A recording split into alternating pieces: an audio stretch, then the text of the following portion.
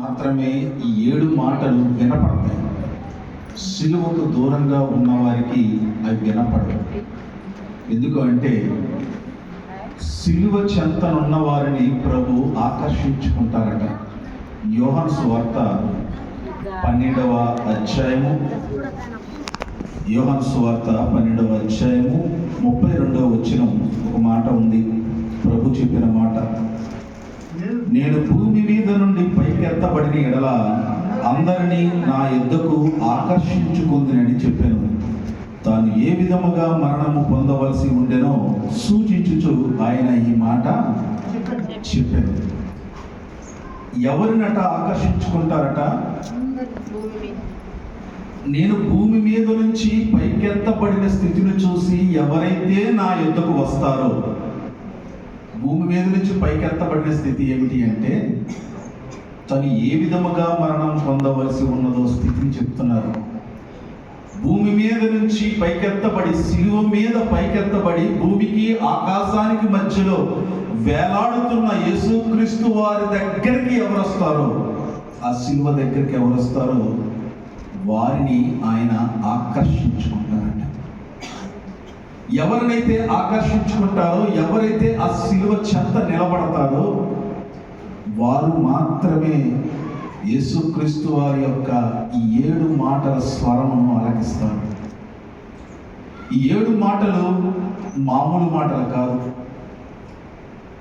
7 మాటలు ఆయనతో సహవాసము చేయించడానికి, దేవుడితో సహవాసము చేయించడానికి దేవుడు ఏర్పాటు చేసిన మార్గమే ఈ మాటలు. మన మానవ జీవితము ఏ రకముగా జీవిస్తున్నామో దాన్ని వదిలిపెట్టి, ఆ స్థితిని వదిలిపెట్టి పరలోకపు స్థితిలో పరలోకపు బిడ్డలుగా దేవుని వారసులుగా మనము నిలబడి చేసేదే ఈ 7 మాటల ధ్యానం. నా ప్రియ సహోదరి సహోదరుడా, మొదటి మాట మనం విన్నాం, తండ్రి వీరిని క్షమించు, ఏమి చేయుచున్నారో వీరికి తెలియదయ్యా. క్షమాపణ అనేది క్రైస్తవ యొక్క మూల సిద్ధాంతం, పునాది. క్షమాపణ అనే గుణము లేకపోతే నువ్వు ఎన్ని పొర్లు దండాలు పెట్టినా నువ్వు క్రైస్తవురాలు, క్రైస్తవుని కాదు.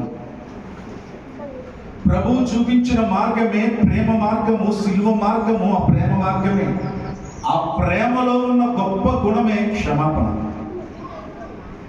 క్షమాపణ అనే గుణము లేకుండా నువ్వు క్రైస్తవురాలివి, క్రైస్తవుడిగా ఏమాత్రం జీవించలేవు. నువ్వు ఎక్కడ ప్రపంచంలో ఎవ్వరూ చెప్పని మాట, నీ శత్రువుని ప్రేమించి నిన్ను ద్వేషించే వాళ్ళ కోసం ప్రార్థన చేయి. ప్రపంచంలో ఎన్ని గ్రంథాలంటూ గొప్ప గ్రంథాలు దేవుళ్ళు అనబడుతున్న వాళ్ళందరూ ఉన్నా కూడా ఈ మాట ఉన్న గ్రంథము, ఈ మాట చెప్పిన వ్యక్తి యేసుక్రీస్తు వారు మాత్రమే. అందుకే మనము లోక సంబంధము కాదు. లోక సంబంధం, లోకం ఏమి చెప్తుందంటే శత్రువుని క్షమించమని చెప్పదు, శత్రువుని శిక్షించమని చెప్తుంది లోకం. యేసుక్రీస్తు వారు ఒక్కరు మాత్రమే చెప్పిన మాట, నీ శత్రువుని క్షమించు. చెప్పడం మాత్రము కాదు, అని చేసి చూపించిన సందర్భం మొదటి మాట. నా ప్రియ సహోదరి సహోదరుడా, బేసిక్ మూల సిద్ధాంతం నువ్వు ఇక్కడ కూర్చున్నావు క్రీస్తు బిడ్డగా అంటే నీకు క్షమాపణ అనే గుణం నీకు ఉండాలి. మనిషిని క్షమించడము, శత్రువుని క్షమించడం అంత ఈజీ కాదమ్మా. ఎవరు అంత శత్రువుని క్షమించలేరు లోకంలో. ఎవరు క్షమించగలరంటే ప్రభు ప్రేమను కలిగి ఉన్నవారు మాత్రమే ఈ లోకంలో శత్రువుని క్షమించే గుణం కలిగిన వారు. ఈ లోకంలో ఎవ్వరు క్షమించలేరు. ఇంకా సహోదరి గారు కూడా చెప్పారు, పాస్టర్ గారు, మనిషిని క్షమించడం అంత ఈజీ కాదు. క్షమించలేము మనం. మనిషి ఎప్పుడు శత్రువును క్షమించలేడు.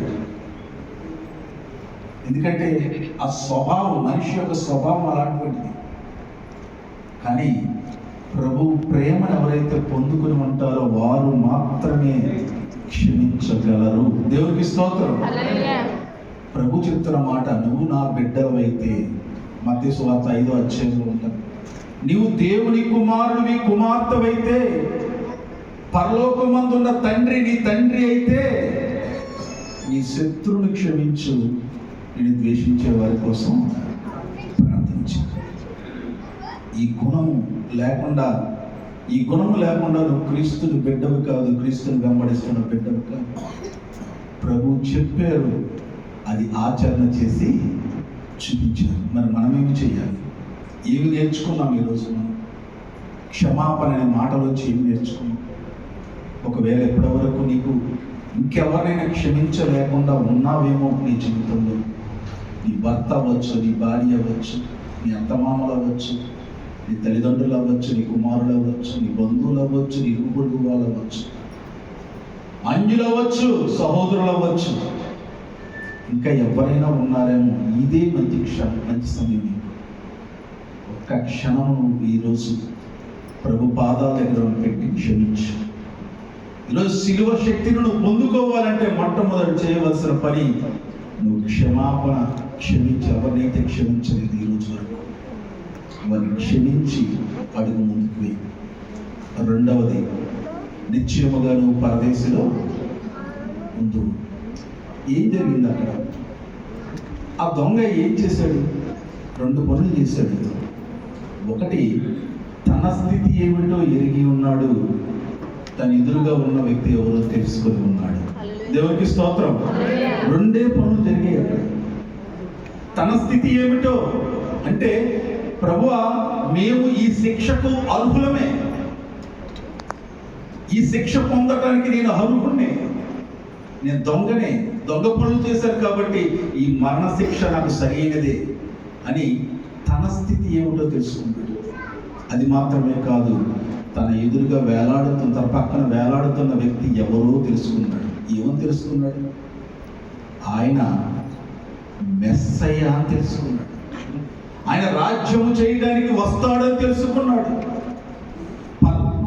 రాజ్య పరిపాలన చేసే రాజు అని తెలుసుకున్నాడు. ఆయన త్వరలో రాబోతున్నాడు అని తెలుసుకున్నాడు. కాబట్టి ప్రభుని అడిగాడు, ప్రభువా, నీ రాజ్యముతో వచ్చినప్పుడు నన్ను జ్ఞాపకం చేసుకుంటావా?